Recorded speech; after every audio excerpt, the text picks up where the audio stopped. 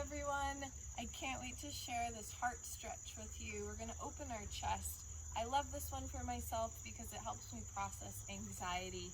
I'm going to come forward onto hands and knees, and then I'm going to walk one arm out to the side.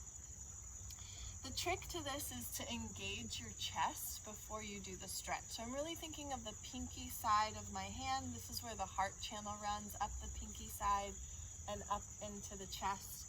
I'm going to imagine that I'm squeezing my hand in to activate this whole line of tissue. I'm going to peekaboo over towards my pinky hand that's active. I keep pulling my fingers in, and then I'm going to say, see you later, pinky, just for a second, and then I'm going to come back up. I'm activating the tissue that links my heart to my pinky. I'm even imagining that chain of fascia going from my heart down to my hand. That chain of fascia that created your heart also laid down the foundation, the scaffolding for your arms. So it actually is truly linked together. Isn't that cool? So we're making space for the heart as we change the tissue and floss the chest cavity out. Let's do 3 more on this side. I'm squeezing in with my hand. My tissue's active and I'm getting a nice stretch through the front inside of my arm. Yeah, last one here. So yummy. Let's switch a rooski. Bring your other hand wide out to the side. Feel like your arm's gonna swoop in towards your center line. Start over that active hand. Pull in, keep pulling in, and then lean yourself away.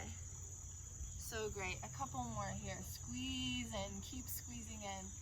And as you lean yourself away, you're getting a nice floss. That bicep, all the way up into the pec.